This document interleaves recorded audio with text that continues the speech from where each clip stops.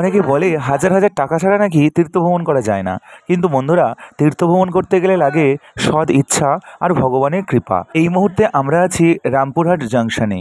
শিয়ালদা থেকে সকাল 7টা 20 মা তারা এক্সপ্রেসে আমরা চেপেছিলাম। তো তারপরে দুরন্ত গতিতে ট্রেন আমাদের এগিয়ে নিয়ে চললো রামপুরহাট জাংশনের দিকে।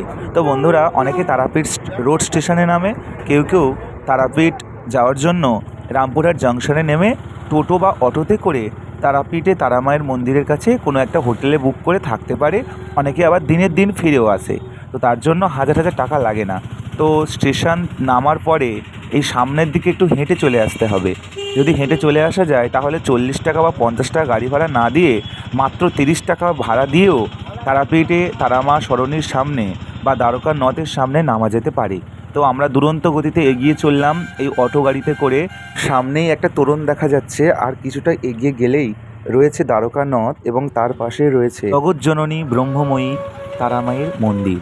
শ্যামা কখনো শ্বেত, কখনো পীত, কখনো নীল ও লোহিতরে সারা ভারতবর্ষে রয়েছে মা আদ্যাশক্তি মহামায়ার মন্দির। তো তারাপীঠ মায়ের মন্দিরে আসলে তোমরা বুঝতে পারবে এই ভূমি অত্যন্ত পবিত্র একটি ভূমি। তো এখানে আসলে যে অনুভূতি হবে সেটা কখনোই মুখের ভাষায় বলে বোঝানো সম্ভব নয়। তাই তোমরা যারা এখনও আসোনি, একটাবার ঘুরে যাও। এখনই শুরু হবে মায়ের সন্ধ্যা আরতি।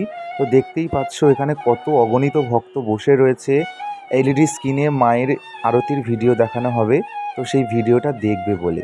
তো বন্ধুরা, আর সামনে যে নাট মন্দির রয়েছে সেই নাট মন্দিরেও প্রচুর ভিড় রয়েছে।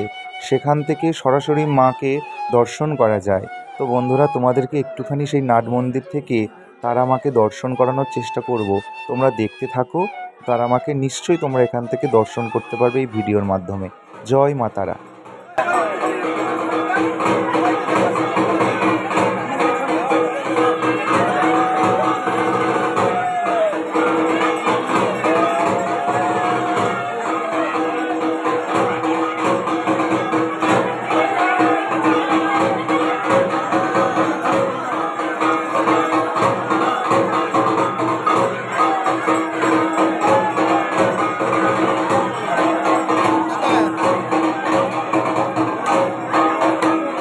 বন্ধুরা, তোমরা নিশ্চয়ই ভাবছো এত হাজার হাজার ভক্তের সমাগম কিভাবে মায়ের মন্দিরে পূজা দেওয়া যাবে। তো বন্ধুরা, তোমাদেরকে এক্সট্রা কোনো টাকা খরচা করতে হবে না। তোমরা সাধারণ লাইনে দাঁড়িয়ে পড়বে, পূজা দেওয়ার পূজার ডালা কিনে নেবে এবং পুরোহিত মশাইরা থাকেন, ওনাদের কিছু দক্ষিণা দেবেন। ওনারাই তোমাদের নাম গোত্র ধরে মায়ের কাছে পূজা দিয়ে দেবেন। তো এখানে একটা কথা আছে, তোমরা একটু খেয়াল রাখবে, যখন ভিড় কম থাকবে তখনই তোমরা লাইন দেবে।